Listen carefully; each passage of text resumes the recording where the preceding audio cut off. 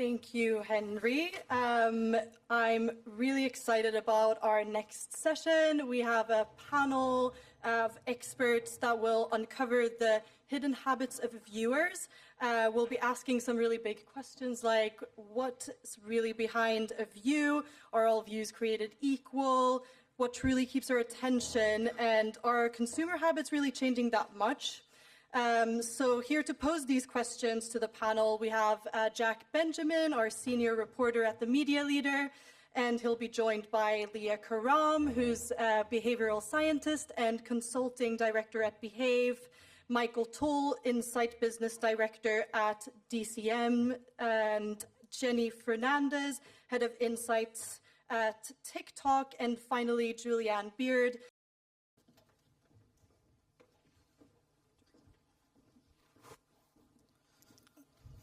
Good afternoon, everyone. Wow, I'm really excited for this panel. We've got the shortest of short-form video and also perhaps the longest of long-form video on the panel alongside some agency-side behavioral researchers. And I couldn't think of better people to talk about video viewing. And I wanted to start with a topic that was also raised earlier, if you were here this morning as well, which is a very simple question that has a very complicated answer, I imagine, which is, what is a view? So, Jenny, why don't you start us off? How does TikTok define a view? Yeah, so in terms of TikTok, a view is just as soon as a viewer has an exposure to the video, that is considered a view. But when we think about the research side of things, it's kind of having a meaningful connection with that view is how we think about the view. So as soon as they see it and have some sort of reaction to it, that's how we consider a view, more on the qualitative side. Right. So in terms of exposure, is there an exposure length involved? No, as soon as the exposure, as soon as the kind of video pops up, that's considered a view. Okay, I'm going to ask the panel about that in a second. But Michael, in terms of cinema, how does cinema consider views? I was hoping you were going to go to the neuroscientists first to get the scientific answer before the media people get involved.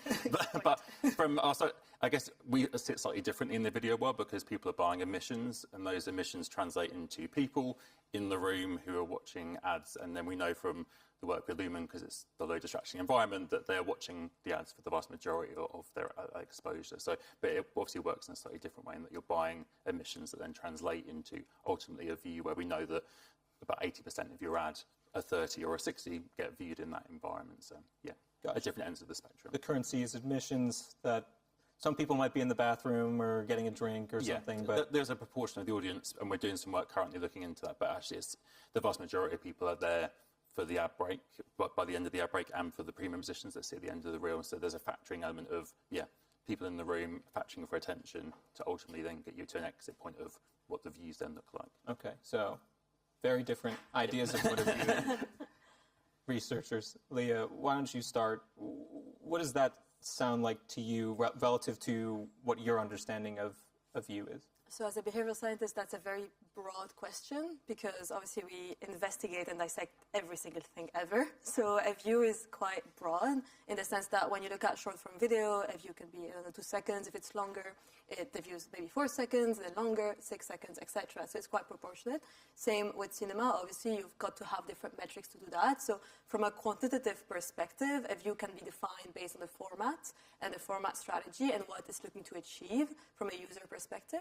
But if you look at it from a neuroscience or behavioral point of view, a view is literally anything we're willing to interact with, or as you mentioned, Jenny, like a meaningful connection that you actually make. And obviously, we're in an ecosystem at the moment, and we're obviously going to talk about it around video overload. There's a lot out there, so it's harder than ever to define what a view is. So I'm really excited for this because I'm really excited to sit here and understand your point of views on a view as well. But from our point of view, is a meaningful connection with some content, but it's all based on the format. It's very different, and we need to define views differently across each format. So what's a meaningful connection on each format? Yeah, and I would echo that, and I would also say there isn't really a hard and fast definition of what exactly, at what point does it turn into a view? Is it 1 second, is it 4 seconds, is it 10 seconds? But it really depends on what people are trying to, what you're trying to get out of that view, that exposure. If it's just merely, I don't know, you showed a horse and want people to recall that they saw a horse, a second is enough. But if we're talking about actually impactful meaningful exposure to content, usually you do need quite a bit more than that, because what we're really looking for a lot of the time isn't purely just people visually perceiving something, but rather in some way interact with the content, either on an emotional basis or on a cognitive basis. And a lot of the time, you probably need at least sort of 8 to 10 seconds for that to even really start getting going. But that's not to say that something shorter couldn't have an impact, couldn't leave some sort of lasting impression. Karen Nelson-Field is the CEO or founder of Amplified Intelligence, the new CEO now. She spoke earlier at the event. I'm not sure if she's in this room, but she was also referenced yesterday, sort of saying around 2.5 seconds, 2 to 2.5 seconds is needed just to make some sort of connection. And so I guess, Jenny, a question for TikTok is, surely not all of those impressions are necessarily meeting that threshold on TikTok. So are views being counted accurately? So I would say more on like the time, like the 2 seconds, 6 seconds that we talk about in TikTok, that short form kind of short form video in general. The way that kind of viewers interact with it is a little bit different as well. So you can get a lot of impact in the first 2 seconds, and we've done a lot of research that shows that ad recall awareness within the first 2 seconds is really high.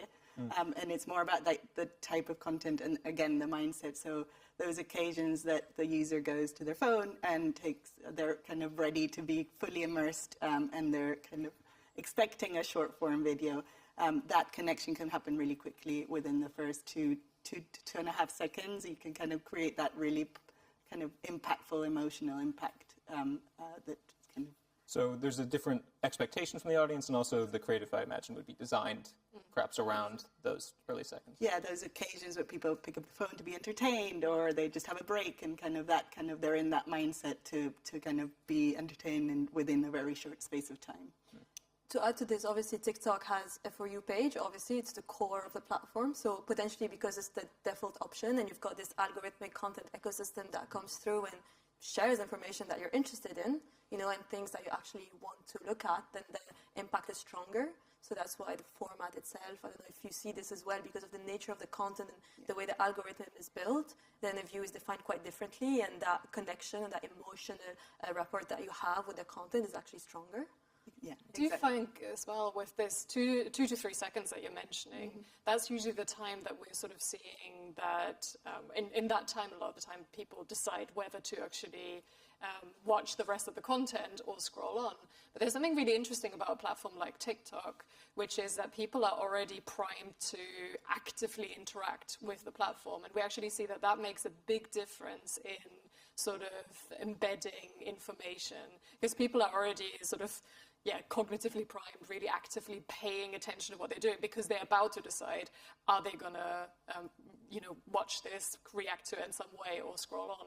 And we actually see this a little bit in a slightly counterintuitive way as well with YouTube ads, where when you have skippable content, people are often more likely to actually recall, even when they skip the ad, just because they were ready, waiting for that time in some ways, paying attention in that moment more so than an unskippable ad where they just zoned out completely, might have turned the volume down, etc.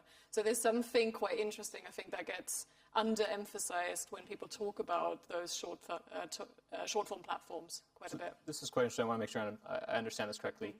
An ad that is, let's say, 30 seconds unskippable, that could even go on a TV, or I suppose in the cinema, although you can't mute a cinema, but you can mute a TV, you can mute your desktop if you're watching YouTube on a desktop or on your phone.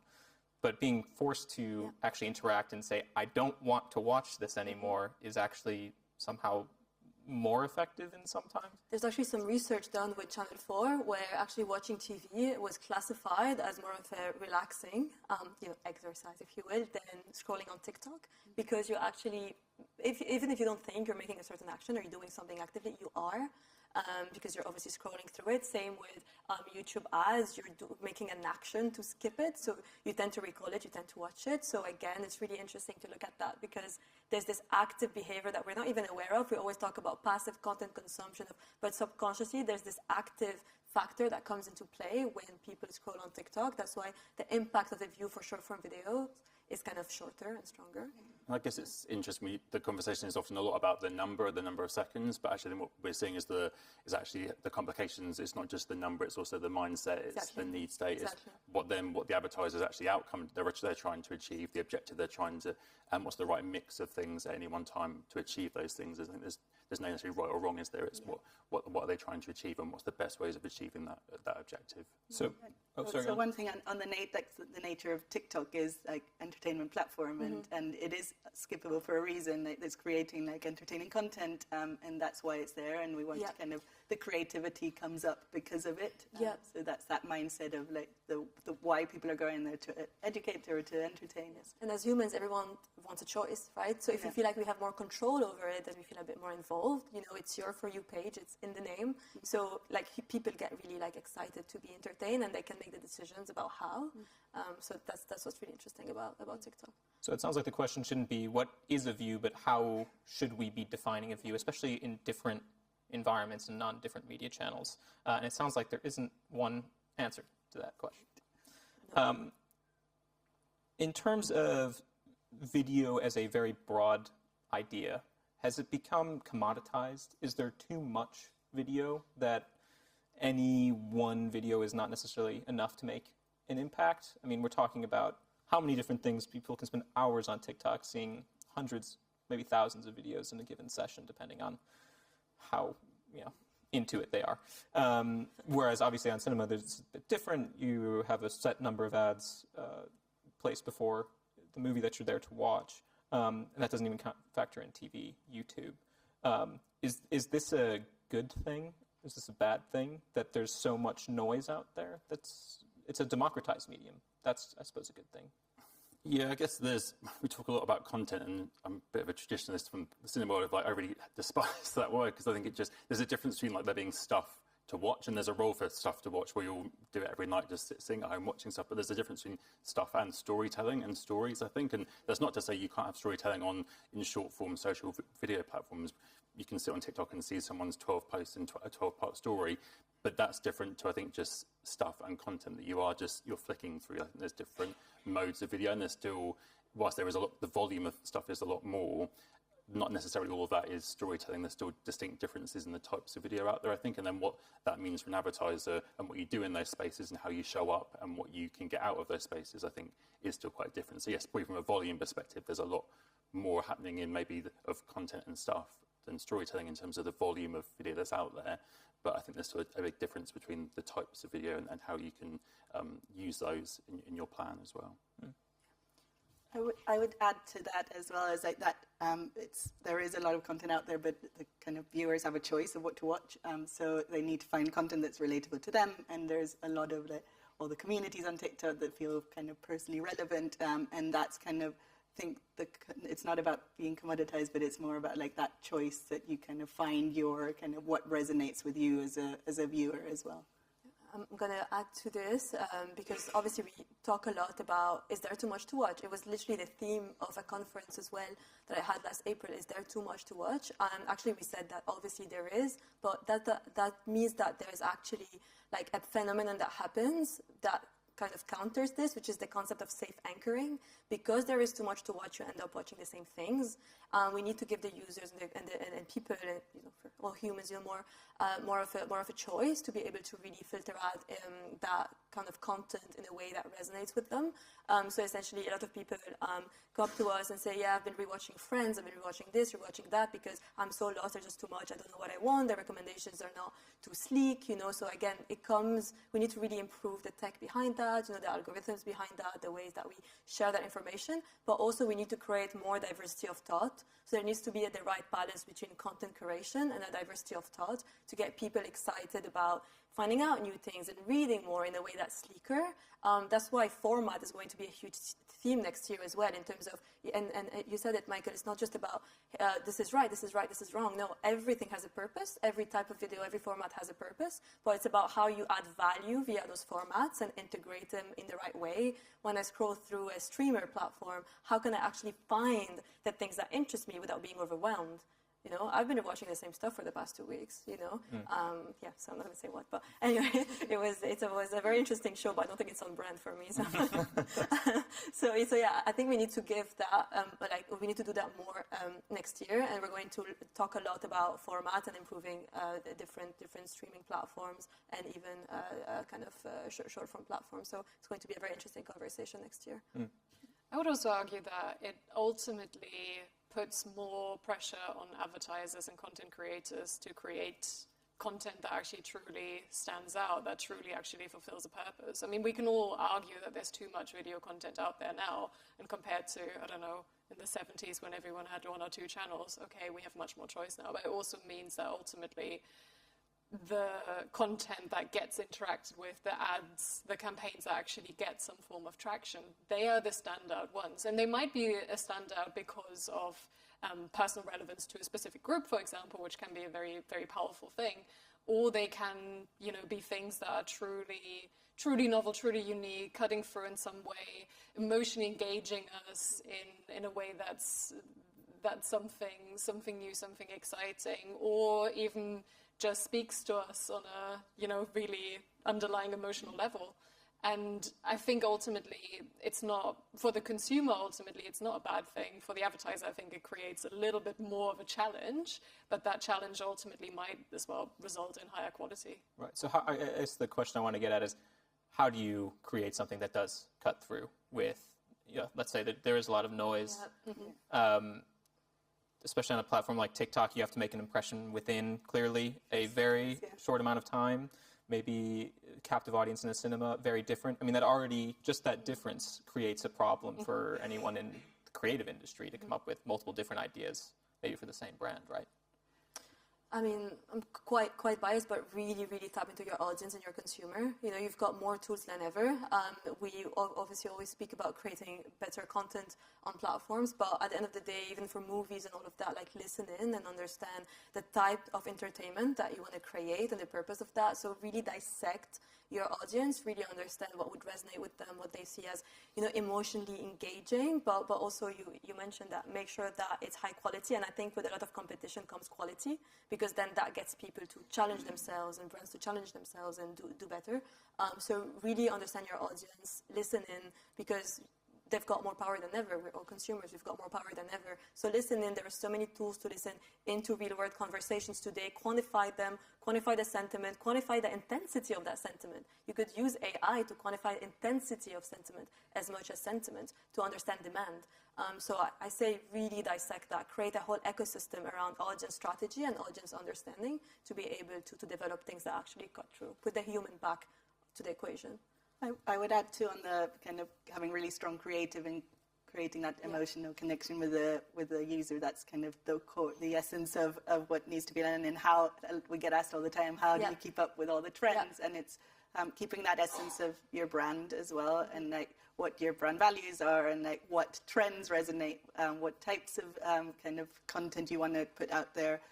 TikTok's very easy to test things out. Do they work? Do they not? And kind of doing that test and learn environment that then, if the idea is good, if it kind of resonates with people, and they can connect with your brand at some level, then you can use that to expand to other platforms as well. And I think, I guess, from a creative point of view, again, maybe a challenge, but also probably exciting in that for different formats, you might have to create creative that is trying to grab attention in a couple of seconds, whereas other environments might have that attention baked in. So actually you're creating for an environment that has that attention. So the possibilities are more endless in that sense, which could be a challenge or a benefit. And I guess to your point is about how those brands show up and take advantage of their spaces.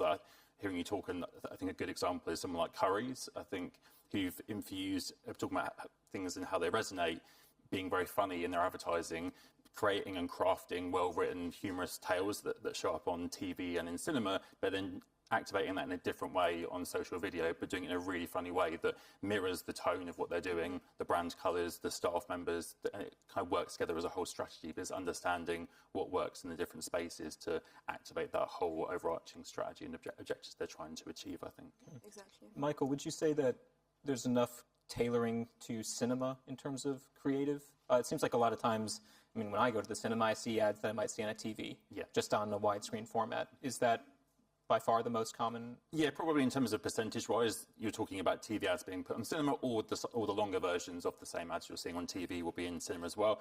We have seen a massive growth in the last year, particularly, of work that our DCM Studios team are doing with brands, so creating bespoke content or taking the TV ad and putting an end frames or bespoke end to it to make it a bit more relevant to the cinema environment. We're definitely seeing an appetite for brands for that, because again, I think they recognise the importance of context, and yes, you've got attention baked in, really, but how do you show up and cut through in that space where every ad has the potential to get attention? And I think there's some good examples this year of brands have been taking over the turn your phone off message, which is obviously a part of the kind of ritual of the reel. You get to that point, and brands taking that over. And anecdotally, I was watching Gladiator 2 on opening night in IMAX, and we have Voxy, the youth kind of phone network, taking it over, and the ad is very funny. And hearing in that room full of 100 people actively laughing at the ad that references the cinema experience in a way that attunes well to the brand really resonates and cut through. So I think there's definitely a benefit for brands to maximise their creativity in whatever ways, in whichever spaces that you're in. Yeah. Something that when we chatted previously, Leah, I think you mentioned there's a difference in algorithmic consumption. You mentioned it earlier versus the more intentional, I'm seeking out a relationship with a creator, let's say on a social platform or YouTube. Does that have different benefits in terms of the emotional response and how you might respond to especially ad content? Yeah, we talk a lot about the creator economy. You know, we're all creators now. Obviously, we talk about influencers, but we all create content. We are interact in that environment. Some of us have higher authority than others within certain verticals and all of that. So creators are now influencers. Influencers are now creators. The issue with that, though, is that when you're interacting with content, let's say on short-form video, you get to a point where you interact more with the content itself than the source of the content. So sometimes it's hard to create that one-on-one relationship when you scroll through the content, but you listen in on the content, not the creator. We see that a bit more with older generations. For instance, they're there to be entertained versus Gen Zers, Gen Alpha, even with their own language. I learned some of the Gen Alpha slang, but those are like they're 14 and below. But basically, we see less of that with them because they want to learn from creators. They want to learn about new brands. They want to learn about new products. They want to learn about new services. But the thing is, when you look at 34 plus, you get to a point where you realize actually you're a millennial, you're Gen Xer, etc. They don't really interact with the content itself. With the creator themselves, they interact with the content. So you end up going through this kind of stream of content. So again, there are advantages, disadvantages. So it's about bringing in that one-on-one relationship again, bringing in that meaningful connection with the source of the content. Because when you scroll through, you might forget about who's talking about it, and just you just focus on the content itself because you just go through it quite quickly compared to the source of the content that you might get on long-form content. I would say one advantage that's really brought in by that sort of, if you're already aware of the content creator and you might already have found some sort of, you might have interacted with their previous content and things like that, is the expectation changes. And I think that's one of the things that is a struggle sometimes for ad content. You almost have to win people over quite quickly for their attention to be fully there and for their sort of, for them to concentrate on what's going on. And I think sometimes having a bit of a relationship or recognition of a creator or a source of content can go a long way. And I think that spans generations, but in various different ways, I would say. Yeah, exactly. That's why with younger generations, so let's say Gen Z and the beginning of millennials, we see that. So we see the fact that, okay, you want to learn from creators, but the lack of attention that we see or the lack of meaningful communication and connection with those creators comes from 34 plus. They end up wanting to be on, obviously Facebook videos to be entertained, TikTok videos, etc., even on Twitter, so you end up not having that connection. So you have it with Gen Z and those younger generations that use that. You search for a new camera on TikTok. You look at who's talking about it. You see them inherently. You interact with them and all of that. But when you look at older generations, their consumption of video content is extremely different because they interact more with the content and not the source of the content. So with that generation gap in mind, how should brands be considering a platform like TikTok or other short-form video platforms? I think it goes back to the purpose of it, right? So if you look at, if they want to be entertained and they want to look at information like that because they'd rather go and search for things and look at different articles and look at that feedback loop instead of just making a final decision by looking at videos. So it's about adopting that multi-touch point approach as well to be able to get them from one space to the other. You could entertain them, again, at the top of the funnel, really use humorous content if they want that, use things that resonate with them, and then get them through the funnel to then be able to convert them rather than Gen Z. I always say that Gen Z lives in a loop. It's not a funnel for them anymore. It's a loop. Awareness and purchase happen at the same time. They can learn about the brand before you even speak to them, through creators, through GCC content. That's how they communicate. That's how they interact. But when you talk about millennials and Gen Xers, they still need that funnel and to go through it. So I'd say understand your lower funnel and the top of the funnel and really crack that to be able to look at when you could actually engage them, make them consider you, and then convert them. It's quicker with Gen Z for sure. Is that what you see on TikTok? Yeah, I would say like the content is a really interesting conversation because that's kind of the power of TikTok. That For You page is all about the content. It's not about who you follow, and it's kind of offering that really relatable content makes it really impactful and emotional connection. And we're seeing that leads to then the algorithmic kind of aspect leads to the deep connection when they kind of find new communities, they discover new products. And that's kind of started the younger generation, but we're seeing more and more like older generations and different communities in there. And that's kind of really growing. And it's less about the generation, it's more about like the interaction and what they're finding, what value they're finding out of the content. And due to the scale of TikTok and how many users it has, we're definitely seeing a shift and kind of growth around the older generation, adopting the technology a bit later, but that's kind of always happened as well. How else has consumer behavior shifted? I think something that often gets brought up is no one has attention spans anymore. And I don't know if people necessarily blame short-form video for it, but some people do blame short-form video for it just because it's so popular and it is very fast. Juliane, are people actually less attentive today? Well, it's quite fascinating because I think people always think that our attention spans have definitely shortened and that we're not able to pay as much attention anymore. But what we're kind of generally finding in research is it's not that attention spans are generally shorter across the board. They're just a lot more selective. So what we find is that people struggle to keep paying attention to sort of mundaner tasks, probably a lot more than they used to in the past, but they're still able to actually pay very sustained attention and very engaged attention to content for a really, really long amount of time. I think some of it is more a reflection of behaviors and choices that we're making rather than our cognitive processes. And I think one of my favorite examples personally is I sometimes struggle to commit to watching a movie in the evening, and instead I'll end up watching 5 45-minute long episodes of some TV show very attentively. Yeah, which ends up, but I mean, like, that's like a continuous storyline that adds up to the length of about 2 full movies at least. And I just didn't want to commit to start with. But yeah, we're not really seeing that. It's not like our brains have fundamentally changed. They're so hardly rewired that we wouldn't be recognizable, to someone from 100 years ago or anything like that. But it is just the landscape that's around us, the choices that we have, and the instant gratification we can get from a lot of the content sources that didn't used to be around have fundamentally changed how we react to content and how we engage with and seek out content. But I do think it's an important distinction to make. I would agree on the choices, that the choice you make to scroll through some TikToks or the choice you make to go to the cinema and sit there for 2 hours. It's not about the attention necessarily. It's more about kind of there's more options out there for people. For viewers. No, I agree. I was wondering how we were going to answer the question. I feel relieved that we're all aligned, I think, in the sense that I think, we have more choice, but if you want to watch something or you want to do something, then people do have the attention span to game for 6 hours or to watch Wiki for 2 hours 40. We will have the ability to still do that. It's whether we actually want to do that or whether we're actually, because what we're watching, we don't deem that worthy of actually giving it full attention. We have opportunities to distract ourselves or second screen and do other things in the way that previously, when I was growing up, you would just watch the thing because that's all you had to do.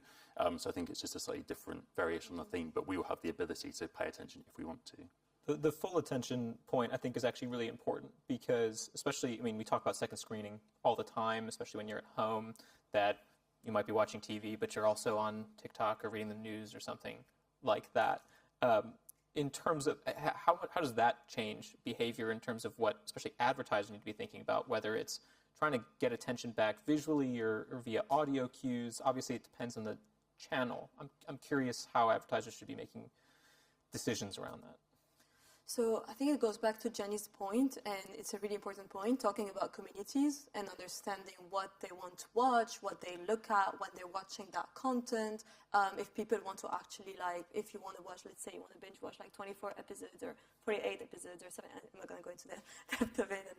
But basically, it all depends on what you want to do and how you do it, because at the end of the day, because we've got TikTok and we've got different types of like channels and platforms that we can look at alone as well, because if you're in a family household, for instance, then you can really watch TV on your own if, again, there's just a room, so that behavior is quite different. But let's say you put TV on to watch something very passively, for instance, you'd want to keep up with your friends on your phone because your phone has everything, you know, it's integrated. You've got your WhatsApp, you've got your Instagram, you've got your TikTok, so you're on your phone anyway. So you end up within that process of, and that's how it starts, by the way, usually that's how it starts. There's a social norm that comes through on your phone, and then you end up on your phone. 80% of the time, that's how it starts, because your intention was to watch something, and then you get on your phone, you get a trigger to be on your phone, so you end up getting a notification from TikTok, hey, check this on your For You page. You go to, thanks Jenny, you go to TikTok, you're like, oh, this is way more interesting than what I'm watching because it's way more relevant. So if we do some ethnography research, I'm sure that we'll find some of those snippets that come out from that. So you turn your TV off, you'd want to be on your own, look at content that's relevant to you, interact with your friend, interact with that, and scroll on them. So it does depend on the community that you're in. So for instance, if you're really into football, if you're really into like reality TV, you want to continue the MS Celebrity snippets.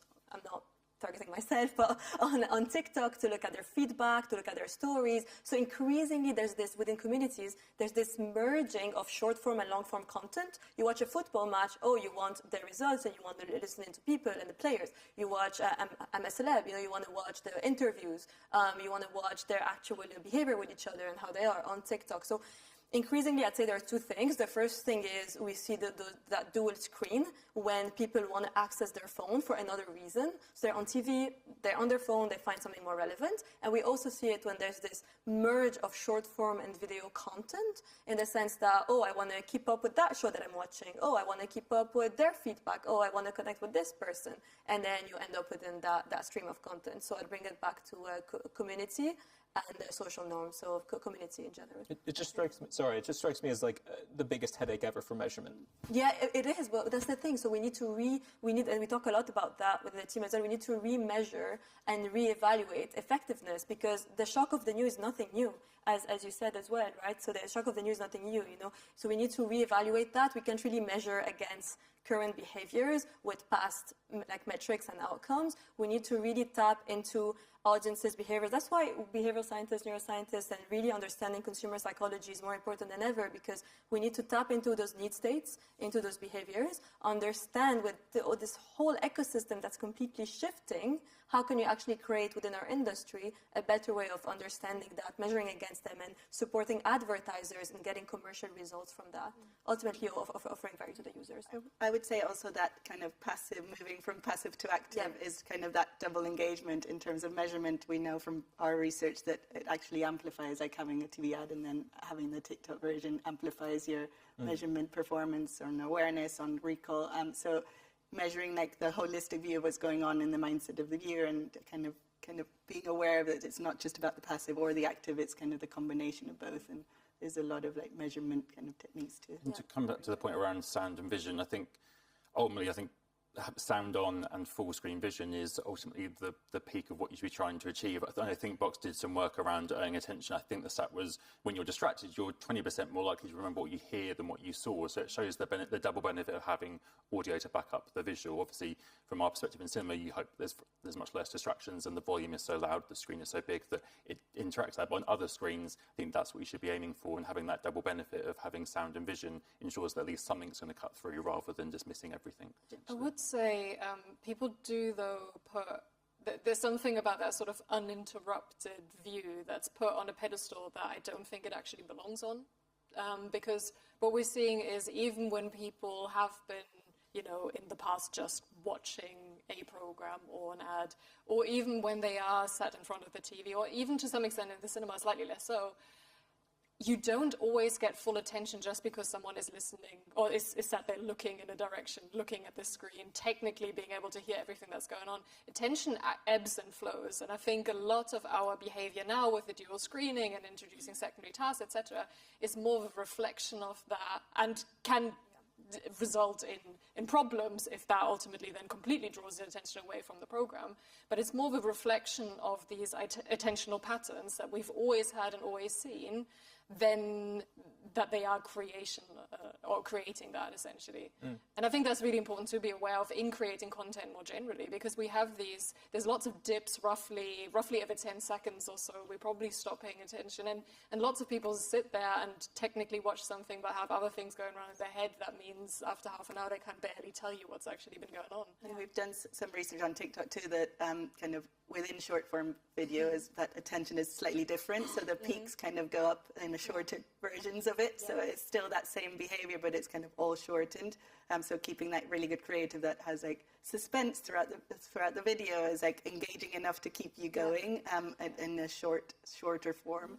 Is like slightly different kind of. Yeah, they've always had to draw you back in. Yeah. It's just at what point, like how long they have to draw you back. It's like applying the peak and rule to the videos. So you could like have this like emotional moment and then end on a note that, it's applying those concepts. But obviously the whole world is shifting as we know it. We talk a lot about immersive experiences, augmented reality, etc. So how is that going to come into the equation?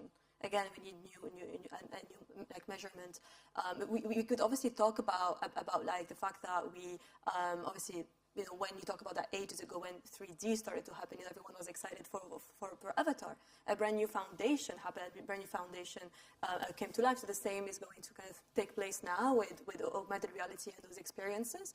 How are we going to cope with that? So it's like a learning curve for everyone. Although I would say 3D, don't know if that really panned out as popularly as exactly. Everyone thought we had back then. Obviously, I was a tiny baby. I'm joking, but there were so many conversations about 3D and the metaverse. Even this is going to change the foundation of things. But again, as you mentioned, sometimes we need to take things with a grain of salt. So things are happening. We're humans. We're shifting. Things are changing. We're not transforming into aliens all of a sudden, So we just need to look at that, cope with that, look at the changes, keep listening in, because we're all consumers, we're all human, we're all users. Keep interacting with each other, keep offering value to people, understanding what gets them excited about things, and really create a content that cuts through, that fits every format. So really understanding that format strategy and that format behavior is really important. Their audience's behavior within that format. So I think, we obviously, it's a step-by-step process. Things will be changing, so we need to measure things differently, but I'd say focus on format a lot within 2025. Yeah, I guess that's the takeaway. Is what we're all saying is it's complicated, and you have to measure what you're doing in the different spaces to understand what those each and together are doing for you. Essentially, is the outcome, which is what every brand is trying to do, and what we're all trying to help from a media perspective, trying to help brands understand how it is or isn't working for them and how to improve. And I think that's the ongoing challenge as things get more and more complicated and fragmented. We've only got a couple minutes left, so I wanted to do a little bit of quick future gazing. Leah, you already started us off. What are some other trends that we should be keeping a close eye on as we move into 2025 and the near future in terms of behavioral changes that you might be able to expect from consumers, especially as the TikTok generation starts to get a little bit older?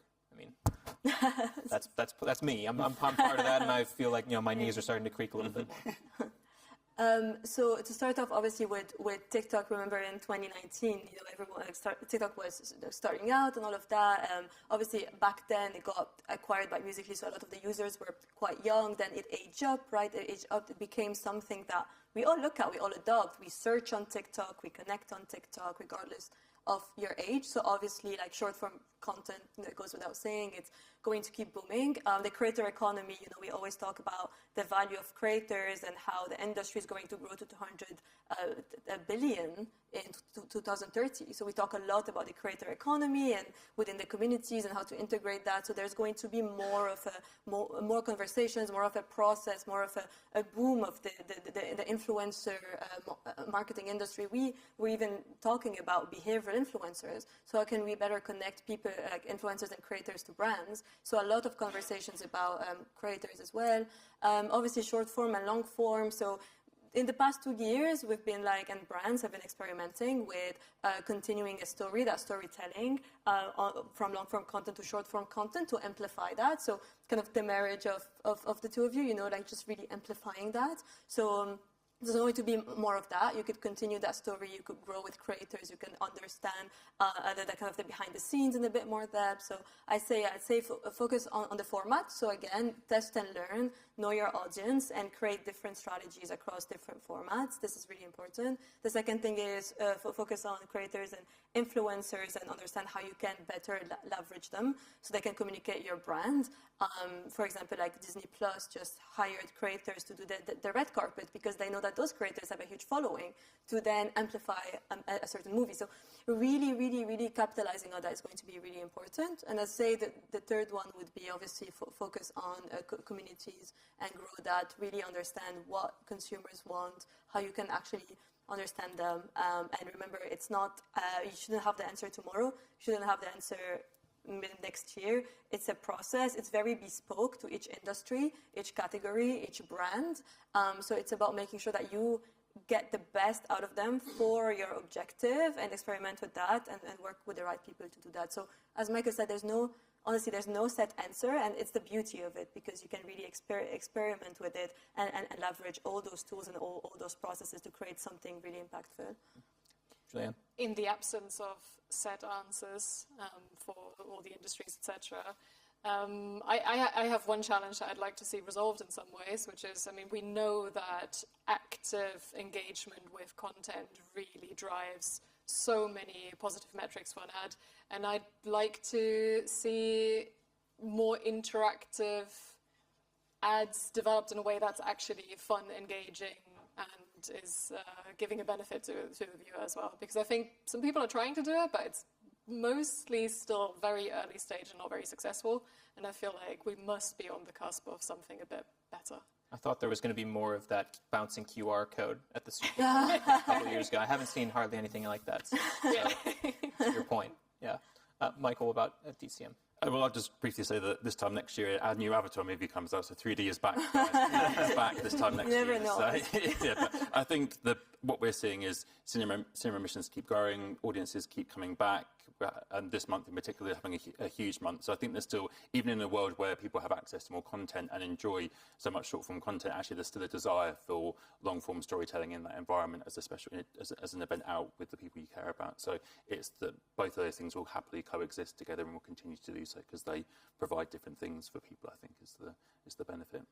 Jenny, last word. Yeah, last word. So I would say more like what you referred to earlier, like the generations, everyone's getting a bit older, so actually the way people are using TikTok's different now. Like we've got new categories and thinking about, for the brands to think about like where their kind of future consumers are coming from as well, from like luxury to finance. They're being a lot more savvy on like the type of content or communities they're engaging with on the platform. It's not just about like the example I gave, like FinTalk is like finance talk, or like Clean Talk is more niche about like specific communities within TikTok and the evolution of how like different generations are growing the platform and growing engagement. Well, that's about all the time that we have. Please join me in thanking our panel.